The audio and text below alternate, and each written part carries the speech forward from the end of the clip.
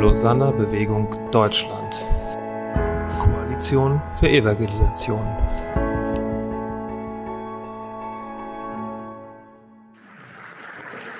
Thank you so much. I'm sorry, I don't speak German, but this is amazing. You have a screen that translates. We don't have that in Poland yet, or maybe we do, and I did in a boat. But I'm very excited. I'm very excited to be in a room full of my brothers and sisters from Germany who have a passion and a heart to share the gospel and to see the kingdom grow in this country and beyond. I'm so excited. I feel really blessed and privileged to be here with you all.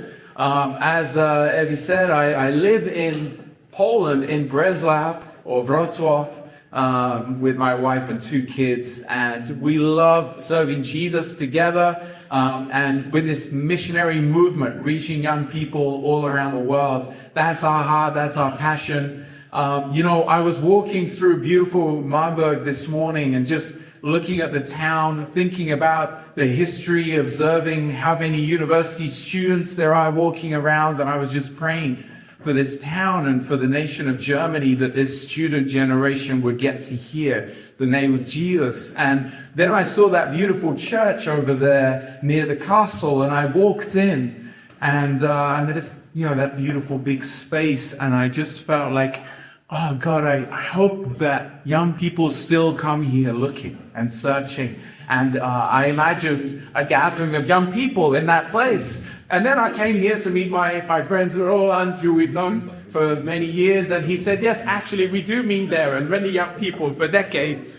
And so it's amazing. That's so cool. And that is what excites me, to see the next generation finding Jesus, understanding Jesus in a way that makes sense to them, and they're experiencing God and experiencing His calling on their lives so that they could go out and reach their generation. And that's what we're praying for, that God would raise up a missionary movement in our time, in our churches, in our nations, to reach a generation that has walked away.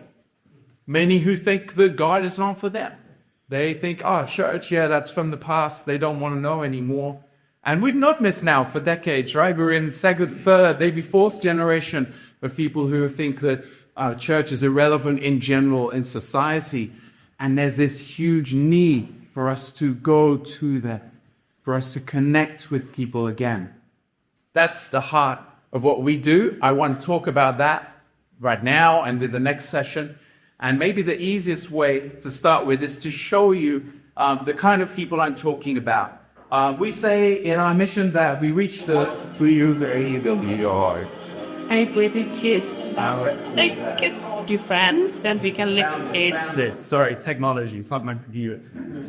I want to show you this video. It's interviews in Polish Woodstock. Nowadays it's called Poland Rock. It's one of the largest festivals in Europe. We have around 700,000 to 800,000 young people coming to this festival every year. They come from Germany, from Poland, from all over Europe. And they go there just for a week for fun, music, drinking, drugs, freedom. And we go there with a team to meet them, to hang out with them, to talk, to hear them. And this interview was our team just going around asking, what do you believe in? And it's an opportunity to hear how young adults, young people feel today, what they think about when you ask the question of faith and belief. So let's try that again. Yeah. What do you believe in God? I believe in peace, and that's like we can hold your friends and we can live in peace. And I think this is the most important thing in life, to have a person that serious and believe. I would like myself, my Savior. I'm not sure if you receive a lot of Christians. Really good puppet. I think God is dead, to be honest. The Lord is and there is me. There's some people. If God really existed, He will say what? Take two, No, maybe find out that's good energy. Like if you do something good to other persons, then something was happens to you. I don't know if there is God. I don't say there is no God, but I don't know. I agree with you. I agree because just curious. Everything is okay. Just are you touching? Having fun being yourself. I really have energy and energy because I also try to my atheist and build super in a community. I actually can't really believe in anything if it's like you don't really want. It's hard for me to believe in Saudi-Arabien. If I could believe, I think I would believe in the reincarnation. People involved your body, all the bandwidths, all the big things, make people. I have not even got that. I believe that every person has a soul, and every person has the good in them, and it's just a matter of how will they show it to the world. God for me is myself and other people surrounding me. I am a witch, and I believe in ghosts. I believe in every god that exists. I believe in Jesus. I believe Jesus is God. I believe in Buddha. I believe in Allah. Everything. I think they just exist. But if someone is an atheist, it's okay. Like something like a power that is like above us. I don't know how to call it, but that's there's a clue. I mean. That question is really important for us. I mean, us as a church in Europe, in Germany, all around the world. How can that generation, this generation, get to know? There are so many ideas, so many messages out there. How will they get a chance to hear in a way that makes sense to them? And I think there's an important one for us to ask, and it's an important one for us to carry in prayer. As we pray for this generation, God, how can they know? How could they see who you are? If they had the chance to encounter God, to know the love of Jesus demonstrated on the cross, it would transform them. But how can they have that chance to hear and to see it? Well, one day, we go to this festival every year. And one time when I was there with our team, I was looking at that crowd of people. I mean, tents as far as the eye can see, that massive multitude of young people in front of a stage. And I was just praying and saying, God, how can they know you? How can they hear? What chance do they have to know that you are here, that you're alive, that you made them, that you love them? And as I was praying that prayer, I felt like God gave me an idea. I felt like He said, why don't you go do a concert with your band in this festival? And I really liked that idea, but I tried explaining to God that it's very difficult to play with your band in a festival like that. You know, you have to be invited. And so I'm walking along and having this conversation with God, and I felt like He was telling me, you don't need permission to do a show in this festival. Just do a show. So I went back to our team, and I said, guys, I think we have to do a concert in this festival. And they said, how? I said, I don't know. Pick up the PA system. Let's walk into the crowd and do a concert. So we carried the PA system into the middle of that audience, and the security guards didn't notice. So we kept building up our PA, and we connected a generator. And then we started playing our music. And in my band, we play a style of music called riot rock. And that doesn't really exist. You can't Google it. But we started doing our music, and it starts like this. This isn't a concert. It's a protest. It's a protest against the lies that we've been told since the day that we were born. That we are here by accident. That life has no meaning.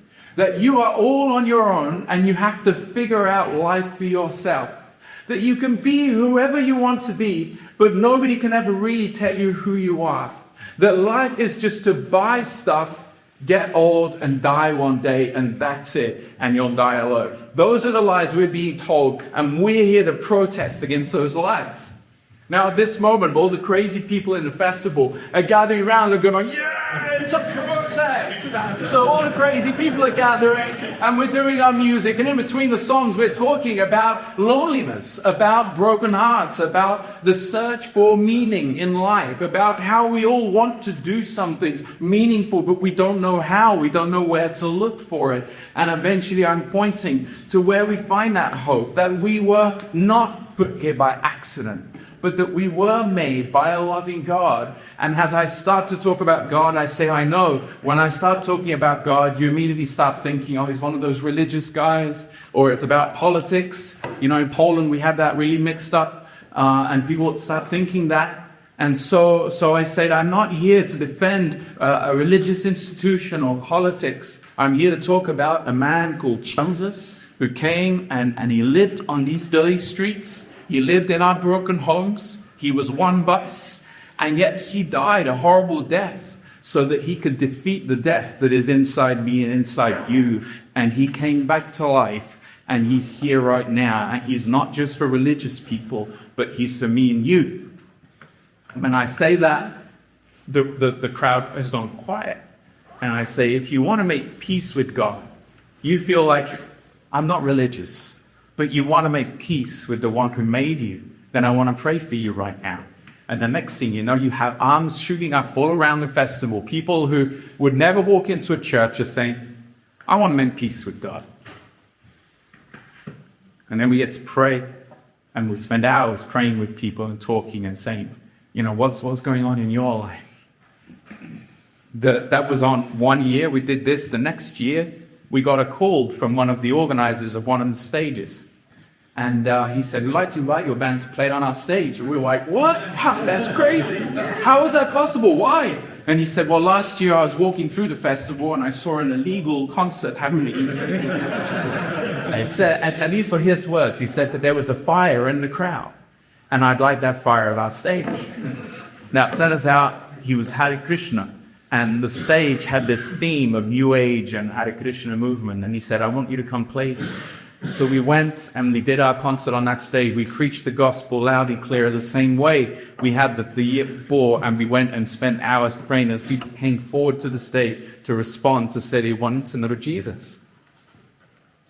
The truth, I believe, is that the gospel is powerful today, even for a very secular culture. A culture that's forgotten God. A culture that often feels so apathetic to God, to the church. There's a spiritual hunger in this culture. So those are the two things I believe, that the gospel is powerful in secular culture and that there is a spiritual hunger in the secular culture. And I know I'm speaking to people who know that. You guys are doing this as well in Germany, many different ways, through different ways of connecting with people. And I want to just remember some of the things that drive our hearts and our passion to see this generation come to know Him. And I want to turn to that text that we all know in John 4, when Jesus met a Samaritan woman. And I just want to remember together some of the things we see in Jesus, in our Lord, our Master, how He did it, how He connected with somebody who's far. So John 4, verse 7 onwards, when a Samaritan woman came to draw water, Jesus said to her, "Will you give me a drink?" His disciples had gone into the town to buy food. The Samaritan woman said to him, "You are a Jew and I am a Samaritan woman. How can you ask me for a drink?" For Jews do not associate with Samaritans. And Jesus answered her, "If you knew the gift of God and who it is that asks you for a drink, you would have asked him, and he would have given you living water." "Sir," the woman said, "you have nothing to draw with, and the well's deep. Where can you get this living water? Are you greater than our father Jacob, who gave us the well and drank from it himself, as did also his sons and his livestock?" Jesus answered, "Everyone who drinks this water will be thirsty again. But whoever drinks the water I give them will never thirst. Indeed, the water I give them will become in them a spring of water welling up to eternal life." And the woman said to him, "Sir, give me this water so that I won't get thirsty and have to keep coming here to draw water." And I want to just point out a few things that have for years now stayed in my heart from that story and been a driving force for the kind of work we do. The first one is the amount of barriers Jesus breaks down to get to this woman. Right, the geographical barrier of going to a town that Jewish people don't usually go to, meeting at a well where the women come and the rabbi shouldn't be there talking to the woman, the fact that he asks for a drink of water and he breaks down the barriers of racism to connect with a Samaritan. All these barriers we know about. He breaks them all down, but I have to remember that because the easiest thing for all of us to do is to keep connecting with those who are more similar to us and are already in our circle. and are already in our proximity. And yet Jesus demonstrates over and over again in the Gospels how he keeps going to a new place and to a new person who doesn't have the chance to hear. He breaks down barriers. And the challenge for me is, what are the barriers I need to break down today? Who are the people that we need to go to who are not hearing the gospel? And I would just put a challenge in that. When we hear that story and this message that many of us have probably heard or thought about before, what jumps to our mind are the marginalized. And the marginalized of our cities need to hear the gospel. They need to be helped. They need to be cared for. But often the ones who are the least reached, who are not walking into the church, are those who don't have a material need, but have a deep spiritual need. And they're the Germans who have grown up in a secular university and context who think, I'm a church, it's not for me. And often you guys might feel the same way we do in Poland, that they're often the hardest to reach. They're the hardest to connect to. And so it's easier to not have to engage with that very secular culture. But they are the Samaritans or the Samaritan women in some way, because they're spiritually hungry and they don't know. The second thing about this is the way Jesus engages with her. Because he could have been an impact evangelist. You might look at what the story I just showed and say, oh, it's impact evangelism. Well, Jesus could have walked up to the woman and said, hi, my name's Jesus. I'm the Messiah. Follow me. And maybe she would have followed him. But that's not what he does. He turns up at the well and breaks down the barriers and he asks her for water. And he gets her thinking. He provokes her in a creative way. And he talks kind of enigmatically, right? He says, if you knew who it was that's asking you for water, you would have asked me and I would have given you living water. And this whole conversation shows a very creative and provocative way that Jesus engages with the woman. And I think that is what this secular culture needs today. This culture needs to be provoked again. It needs to hear the message about Jesus in a creative way, in a way that will make people go, I never really thought about God in that way. I don't usually like hearing about Christianity or about church, but you just made me think again. That's one of my favorite reactions when I'm going and doing what we do and I talk to people. I love it when they say, I've never really thought about that. Yes, we need to help them think again. So what can we do in our cities today that can be shocking and provocative and creative to catch the attention of a secular culture that thinks that God is not for them anymore? And the third and last thing I want to point out is that from that point, where the woman's going, what's going on? Who is this guy? What is he talking about? He then goes to her heart. Because he recognizes that the last barrier she has is the barrier of pride. Because she says, do you have a well like we do? This is our well. Jacob built this well. She's got this pride. I have everything I need. I have the water. I have the well. It's the same reaction many in a secular culture today give us. I don't need your God. I'm all good. I'm okay. I have what I need. We have our material lives. I don't need this. And yet Jesus then goes straight to her heart and he says, you don't understand. What I'm offering you is something that nothing in this world can provide. There is a thirst in your soul that this well will never provide for. And that's what this generation needs to hear. There is a thirst, a spiritual thirst in your heart that only meeting God can provide for. So I believe we need a missionary movement today to break down the barriers to get to these guys, this generation. We need to be creative and provocative in the way we share the gospel. And we need to go to their hearts. What are their heartfelt needs? What are the questions they're asking? We need to hear that. And that's why we do a video like that. And I want to go through a few thoughts related to how people are thinking today. And I'm not sure if I'm going to be able to make this work. How do I click it alongside me? Sorry, I've lost the arrow bit, basically. Oh, there it is. Great.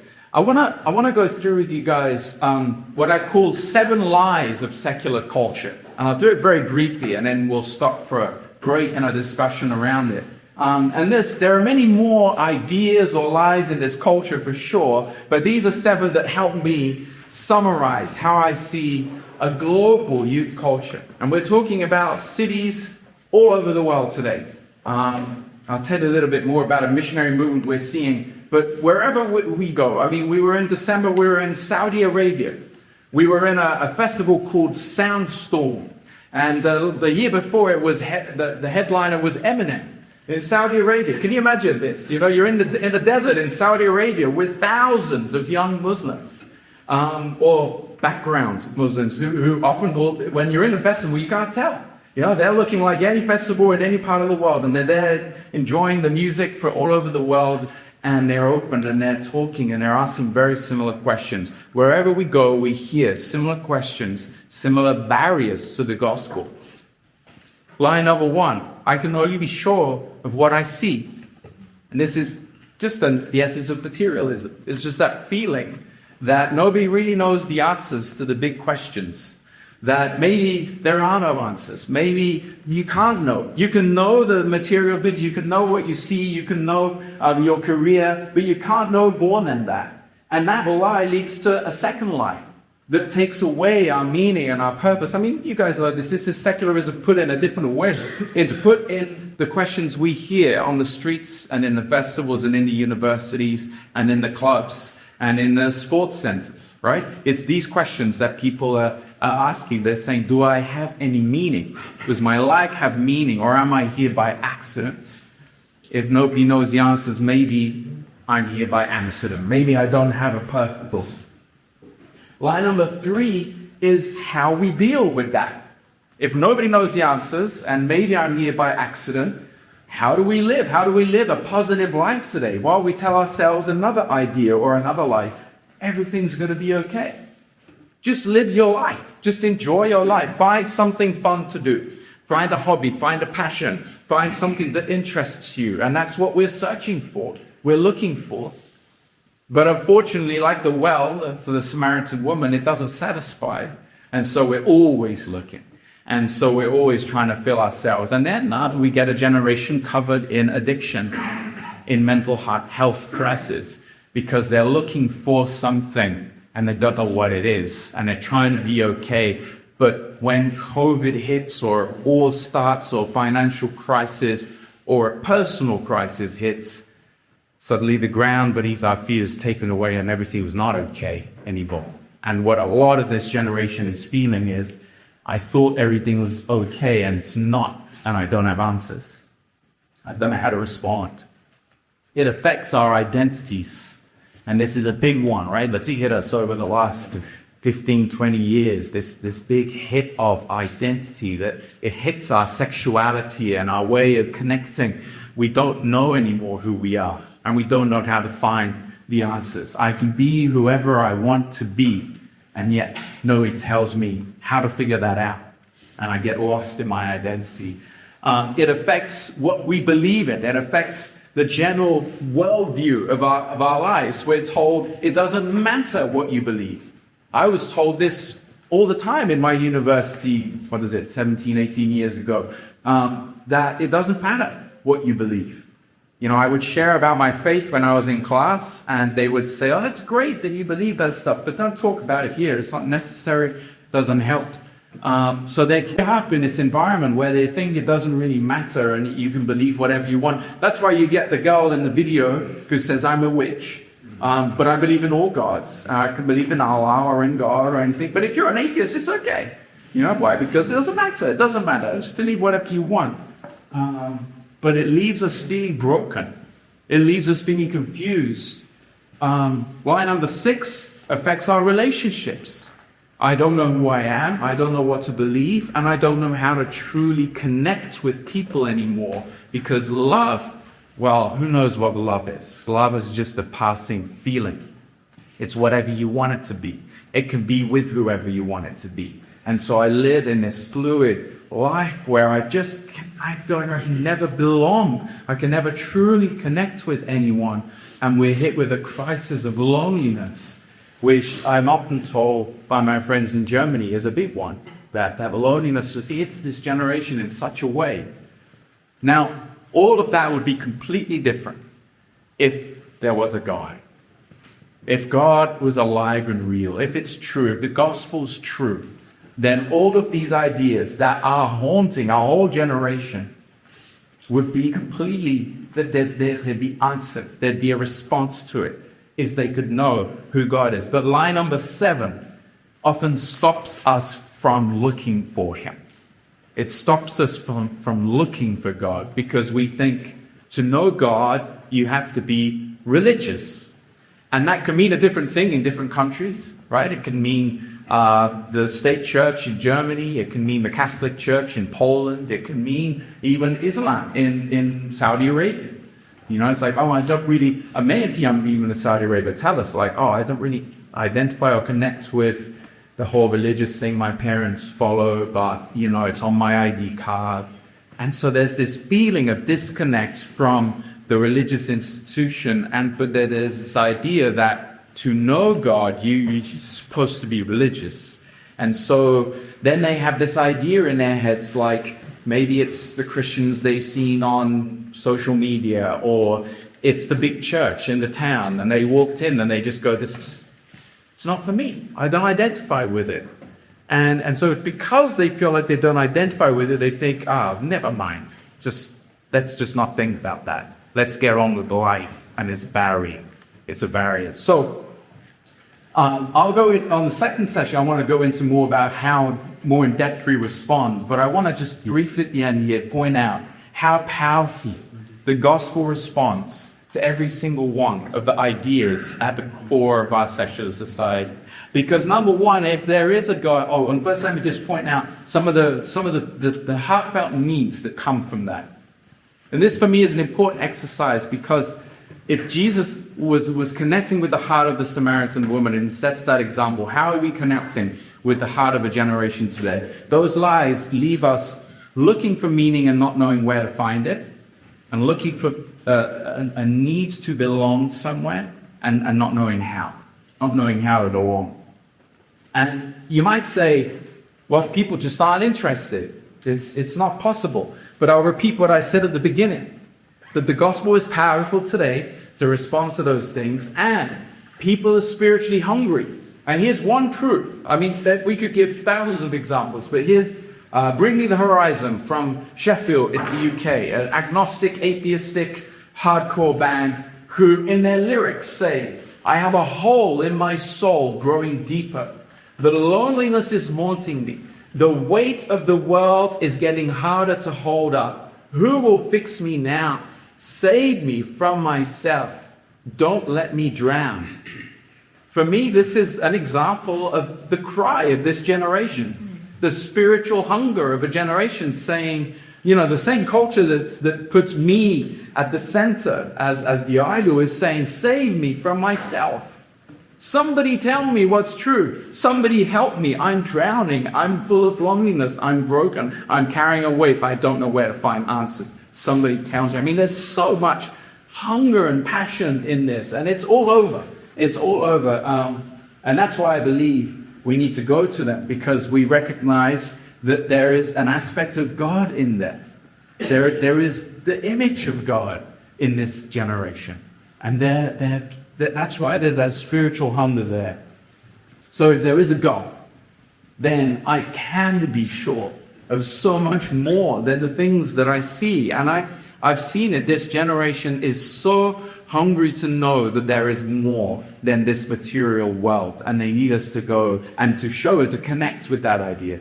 To say, yeah, there is more. There's so much more than this material world. To be able to go and say, you're not an accident, but you were made by a loving Father who knew you before you were born and who has a plan for your life and gives you purpose and meaning. That message connects with this generation. When they realize, okay, there is a way of finding meaning and purpose. If there is a God, then everything is not okay until I meet Him. They need the gospel truth. The lies of this culture, they're looking for gospel truth that can give them straight and clear. Yes, it's true. Everything's not okay. That's true. It'll only be okay when you meet the one who made you. It's refreshing. It might be challenging, offensive to many, but it's refreshing. It's what they're looking for. I go, nobody tells me this anymore. I need to know that things are not okay until I find him. If there is a God, then I don't have to figure out who I am all on my own. But I can be the man and woman that God made me to be. I can find true identity, maybe for the first time. I can start to discover who I truly am when I meet the one who made me. If there is a God, then it does matter what you believe. And we should be talking about it in the universities, in the public squares, in the gyms, everywhere. It should be talked about. It does matter. Now, if there is a God, that love is not just a passing feeling, but the love that the Bible describes is often exactly the love they're looking for. A sacrificial love that lays its life down for the other. That love that is long-lasting, that is eternal, that is not selfish, that is not self-centered. That love, the love that there is no greater love than he who gives his life for his friends. All of this, all these passages we know, Corinthians 13, of Jesus describing, is exactly the kind of love these guys are looking for, and they don't know. They don't know, and they can't hear it unless we communicate it in a way they can understand. And finally, I need to be able to go to them and show them that they don't need to be religious in the way they're thinking to find God. They can find God at Polish Woodstock. And they can hear that, hey, God is for you too. You can make peace with God right here, right now. You can have an encounter. You can start to think and open yourself into something new. And that is a very important message for so many today. Because it might sound obvious to us. But for many of them, they just don't know or realize that knowing God is so much bigger than a particular church culture or denomination or building. They don't know. And so they'll only know if we can go to them and demonstrate that and show that. So maybe I'll leave it there for now. And in the next session, I want to go more into how we bridge that gap. Because I think one of the most important things for us to think about when we look at secular culture in our cities, or when we look at this young generation, this next generation that doesn't realize that God is there for them, that we need to go to them rather than wait for them to come to us. And going to them is what we're called to do since the beginning, since the New Testament, since the Great Commission. And we have centuries and decades of thinking about how to be missional, how to go to people, how to be missionaries. But have we really applied it enough in our secular culture? If we understand the gap, the cultural gap that there is today in our own cities, have we made the same efforts that missionaries for centuries did in going to countries and learning languages and translating the Gospels and carrying their coffins on a ship to get there? Have we made the same efforts to reach our secular culture today? Do we have missionaries who have committed their lives to understanding the ideas of our culture, to go into the festivals and the universities and the places and being there, present and engaging in a relative, creative, provocative way and speaking to young people's hearts in a clear way? Have we raised up a new missionary movement that can do that? And I think that there are many great examples, but that is one of my greatest prayers today. God, would you raise up a missionary movement that truly engages secular culture, that is bold, that is creative, and that is truly listening to the culture around it. So I'll leave it there for now, and I'll pass it back to you.